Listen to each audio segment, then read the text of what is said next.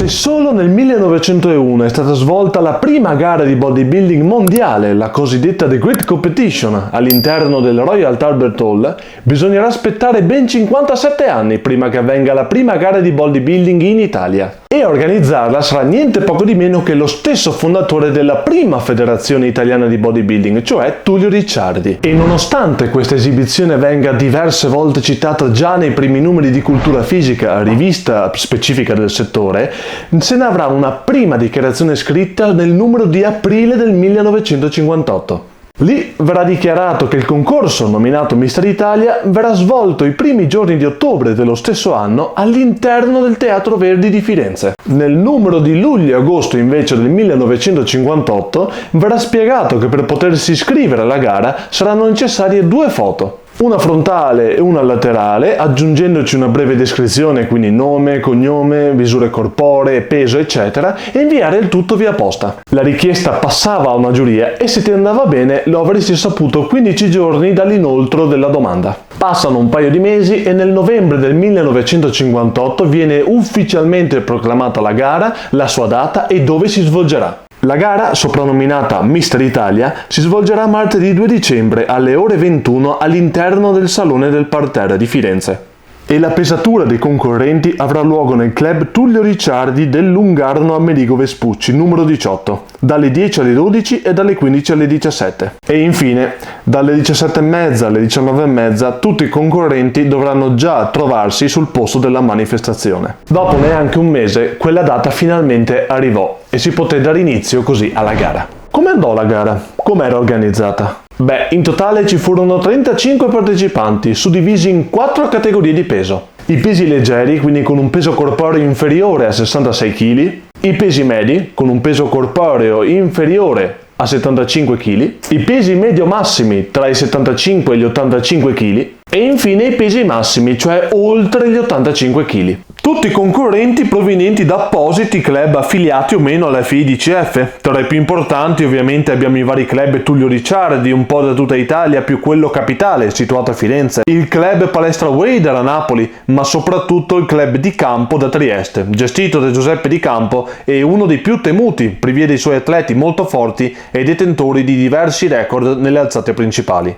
Club il quale vi consiglio di memorizzare in quanto ritornerà utile più avanti nel video. A ogni categoria era imposta una prova di forza e anche se all'inizio pare che ogni partecipante potesse liberamente scegliere fra 3 esercizi, divenuti poi 2, venne infine giustamente optato per un solo esercizio uguale per tutta la categoria. Scelta l'alzata, si parte dalla categoria più leggera e si hanno 3 tentativi ciascuno, più 2 suppletivi o in caso di parità o nel caso l'atleta volesse tentare un primato nazionale. Al vincitore verranno dati 5 punti, al secondo classificato 3 punti, al terzo 2 punti, al quarto 1 punto e finite le prove di forza si passerà alle pose plastiche, dove si svolgeranno delle pose obbligatorie cosiddette, frontali, di lato e di schiena. Anche qui all'atleta con il miglior sviluppo muscolare verranno dati 5 punti, al secondo classificato 3 punti, al terzo classificato 2 punti e all'ultimo classificato 1 punto. E questo sistema di punteggio si riutilizzerà un'ultima volta nella valutazione dell'armonia generale dell'atleta. Infine, ogni categoria avrà il suo vincitore e questi 4 finalisti si scontreranno fra di loro in una routine di pose, con in palio il titolo di Mister Italia 1958.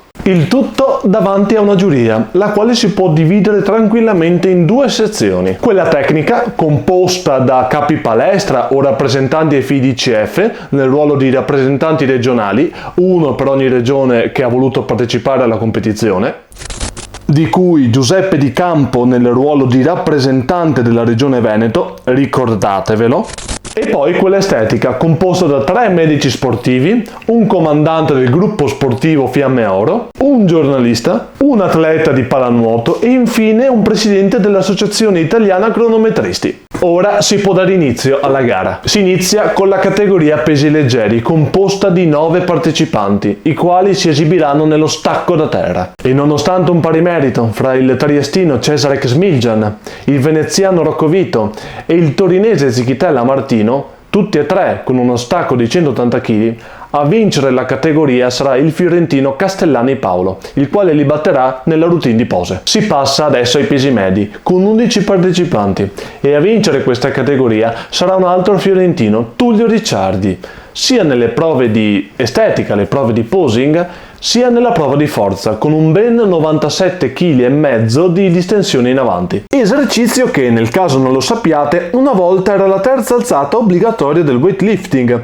il quale però non si eseguiva con il bilanciere già appoggiato su una rack come in una military press, ma che lo si doveva portare dal suolo alle spalle, in maniera molto simile ad uno slancio, con la grande differenza che, una volta appoggiato il bilanciere sopra le spalle, lo si doveva spingere sopra la testa estendendo completamente le braccia, senza flettere le gambe, spostare i piedi o piegare eccessivamente indietro la schiena. Nella categoria medio-massimi invece, tra 9 partecipanti, sarà il cagliaritano Abita Gianluigi a trionfare, sia nel posing che nella prestazione di forza, con ben 165 kg di squat. Per ultimo adesso, ma non per questo meno importante, si passa alla categoria dei 6 partecipanti della categoria pesi massimi. Questi ultimi si sfideranno nella panca piana e a vincere sarà Baron José con ben 195 kg di panca piana.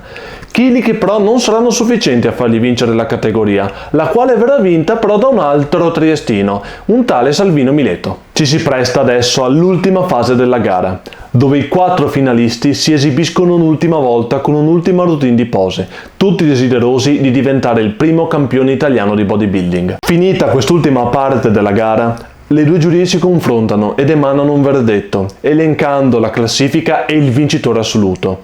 Verdetto che verrà subito letto dallo speaker della manifestazione. Il verdetto proclama che il primo vincitore della prima edizione del Mister Italia, anno 1958, è Tullio Ricciardi, seguito da Salvino Mileto al secondo posto, Castellani Paolo al terzo posto e Abita Gianluigi al quarto posto. Ecco, è proprio qui che si inizia e si arriva al nucleo di questa storia, nonché al momento che ha cambiato il culturismo in Italia. Perché se da una parte il pubblico pare reagire positivamente a questo esito, c'è una precisa fetta, quella dei triestini, che invece fischia il vincitore e accusa la gara di corruzione, mostrando quindi un'assoluta disapprovazione a questo verdetto. Non è chiaro cosa fecero per calmare le acque, ma a prescindere da questo, le cose rimasero per come sono andate e finita questa competizione ognuno tornò per la sua strada. Sommando i numeri, finalmente si può dire che la gara fu proficua,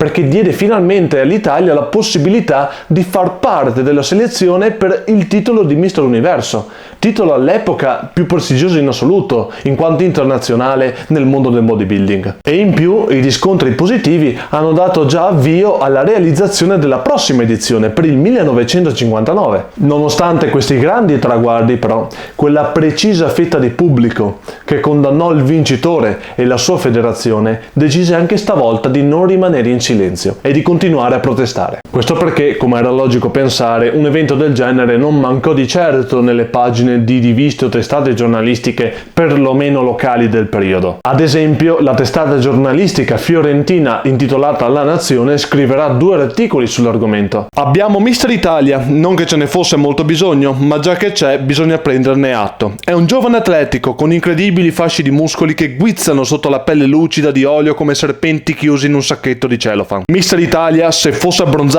potrebbe sembrare un fauno sfuggito ai boschi e alle Driadi, invece pallido com'è nell'assurda scultoreità del suo corpo, appare uno strano fenomeno da osservare attentamente, con una punta di meraviglia o di raccapriccio. Niente più che la bellezza fisica di un culturista, infatti, può essere considerato prodotto di un'abilità artigianale che i culturisti applicano con un'infinita pazienza e cura meticolosa a se stessi, anziché al legno, alla paglia o ai metalli. A forza di sollevare pesi, di compiere esercizi ginnastici, gli esili di ieri l'altro divennero robusti. Avrebbero potuto contentarsi dei risultati raggiunti e riposare sugli allori, invece hanno voluto insistere e da robusti che erano sono diventati atletici. Vitino di Vespa, fianchi depurati fino fino all'ultimo sospetto di grasso, torace enorme, collo taurino, Dan Marines. Questi risultati a cui i culturisti sono arrivati attraverso un'assidua perseveranza nel sollevamento pesi. Soltanto la testa, e questo è un inconveniente, rimane delle dimensioni iniziali, perché non coinvolta nel rivoluzionamento generale provocato dalla ginnastica. Il sollevamento idee, infatti, non è compreso nel numero degli esercizi di rigore. Il vincitore della gara ha ricevuto una coppa quasi d'argento, modesto premio ad una dura fatica. Il culturismo infatti richiede da parte dei suoi seguaci più di un sacrificio. Pratica quotidiana della palestra, per esempio, dieta particolarissima che esclude nella maniera più assoluta farinacei, dolci e cibi ingrassanti. Niente bacco, niente tabacco e niente di nulla. Una vita quasi ascetica, tutta dedicata al culto di se stessi e che ha come premio solo la soddisfazione di poter umiliare con le proprie misure del proprio torace la maggior parte degli uomini, ingobbiti e fragili come una porcellana di Sapresse. Questa è parte del primo articolo scritto dalla giornalista Laura Griffo. Nel secondo articolo, invece, scritto da un giornalista anonimo, riportato nella Nazione Sera di Firenze, viene esclamato questo. Mister Italia, 29 anni, si chiama Tullio Ricciardi, è fiorentino, scapolo, geometra, professore di culturismo. È stato eletto fra le grida di entusiasmo dei suoi allievi e dei suoi ammiratori. Sei bello, Dio buono, urlava un biondino un po' grasso, costretto presumibilmente dalle adenoidi a tenere sempre la bocca semiaperta. Gli altri suoi fans scandivano il suo nome quasi fosse quello di un condottiero. Tullio, Tullio! L'atmosfera d'apoteosi era turbata solo dai fischi clamorosi di un clan rivale, quello dei triestini, che presenti in selezione con numerosi concorrenti si erano visti delegare al secondo posto conquistato da Salvino Mileto, un 22enne impiegato ai cantieri comunali e somigliante per la vivacità dello sguardo al pugile Tiberio Mitri. Al termine delle selezioni sono state distribuite coppe e medaglie. Poi pubblico e atleti si sono dispersi nel buio della gelida notte, felici per un dovere compiuto e per una deficienza nazionale colmata. Ora l'Italia finalmente potrà essere presente alle selezioni per Mister Universo. Fra tante testate però si aggiunse una rivista, la quale decise di affrontare il discorso con i toni un po' più accesi. Muscle Power, rivista americana ma già editata in italiano nel 1958, darà spazio nel febbraio del 1959 a due suoi collaboratori triestini di scrivere 2 articoli sul Mister Italia dell'anno scorso. Il primo venne scritto da Nicola Ghezzi, inviato speciale presente durante la competizione, e il secondo venne scritto da Giuseppe Di Campo, allenatore di Miletto, nonché preparatore praticamente di tutti gli atleti di Trieste. Nonostante vengano espressi, perlomeno da parte di Ghezzi, dei ringraziamenti nei confronti di Ricciardi per i 2 biglietti di invito alla manifestazione regalati e per avergli permesso di esporre per iscritto nelle loro riviste delle critiche, non tarderanno certo a ribadire le loro posizioni e a elencare con i toni un po' accesi tutti gli errori e tutte le incorrettezze che, a detta loro, si sono svolte durante la manifestazione. Tutti e 2, per iniziare, scriveranno diverse critiche verso il personale scelto dalla giuria, sia estetica che tecnica. Di Campo accuserà la giuria estetica di scarsa idoneità al lavoro svolto, date le professioni infinitamente distanti a un concorso di culturismo, e accuserà la giuria tecnica di incompetenza, dato che tutti i membri o provenivano dal club ufficiali FIDCF o ne erano simpatizzanti.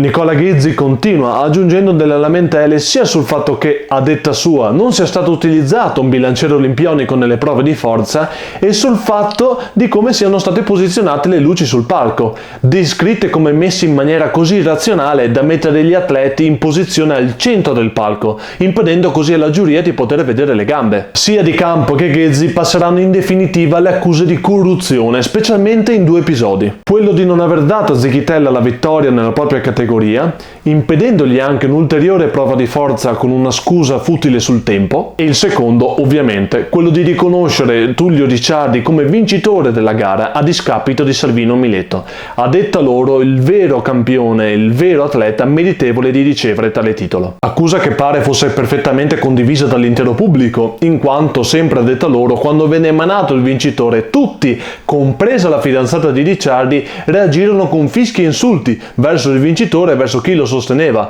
creando un subbuglio il quale, sempre a detta di Ghezzi, richiese la polizia per essere attenuato. Poco importa, stavolta scritto da Giuseppe Di Campo, il presunto e finto gesto di onestà e umiltà nel consegnare la coppa a Salvino Mileto bisbigliandogli all'orecchio: prendila tu, perché sei migliore di me. Soprattutto considerando che, col senno di poi, il titolo e la coppa se li sarebbe comunque tenuti per sé. La contestazione qui termina, andando a definire il primo Mister Italia come l'esibizione della camorra fiorentina e insistendo che la competizione venga rifatta ma ad alcune precise regole, e cioè che la giuria tecnica dovrà essere stavolta composta solo da arbitri FIAP, Federazione Italiana Atletica Pesante, adesso chiamata pesistica, che stavolta la giuria estetica dovrà essere composta da medici, pittori e scultori e che si potrà svolgere la competizione in qualsiasi città tranne Firenze. Inutile dire che a questo articolo non tarderanno certo delle risposte, perché già nel numero di cultura fisica di aprile del 1959, quindi 2 mesi dopo, sarà lo stesso Tullio Ricciardi a scrivere un articolo in risposta a Muscle Power,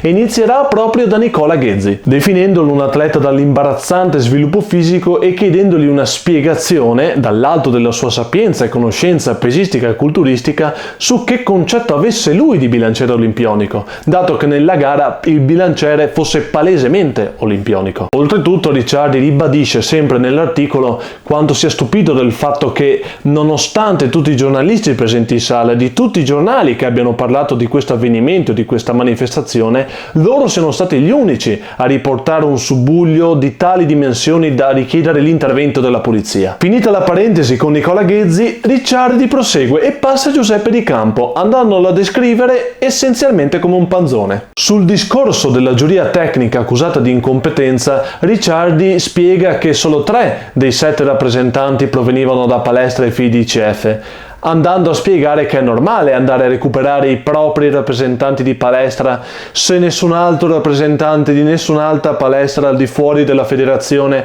manda la propria adesione nonostante gli inviti. Sul discorso della giuria estetica, Ricciardi invece si limiterà a dire che dopo mesi di ricerche e di sforzi, queste sono state le figure che si sono rese disponibili al ruolo. Anche Tullio Ricciardi qui termina il suo articolo, palesando che non ha alcuna intenzione di ripetere il Mister Italia del 1958, ma che sarebbe ben felice di accogliere le critiche per la prossima edizione del 1959. Ben venga che ci siano medici, pittori e scultori nella prossima edizione. Basta solo che Giuseppe Di Campo si prenda la briga di realizzare l'apposita lista entro ottobre massimo novembre di quest'anno. Ricciardi dice che sarebbe felice di cambiare sede, proponendo Milano o Bologna, ma non prima di proporre una gara fra loro due, Nicola Ghezzi e altre figure competenti, con sede a Trieste. Nel numero di maggio, stavolta di Muscle Power, Giuseppe Di Campo darà un ultimo messaggio a Tullio Ricciardi, rispondendo alla sfida con un secco no.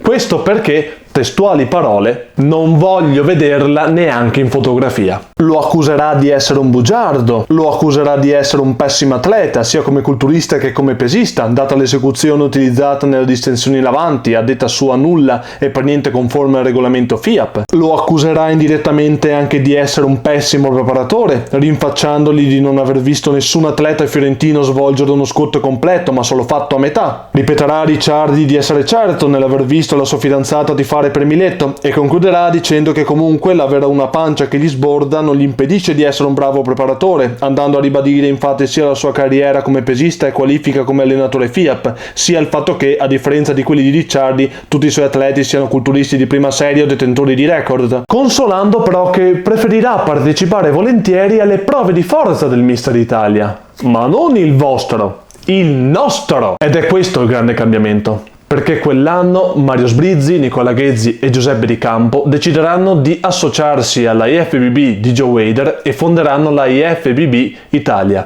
con sede principale nella palestra Mister Universo di Milano. Questa nuova federazione darà vita a nuove gare provinciali, regionali e culminerà in un'unica gara nazionale, intitolata stranamente Mister Italia. La prima edizione di questa nuova versione si svolse quello stesso anno e a vincere la prima edizione fu niente poco di meno che Salvino Mileto. Sul gradino più alto il fustissimo, si chiama Salvino Mileto di Trieste. Lo ammirano le ragazze, ma lui aspira al titolo di Mister Universo.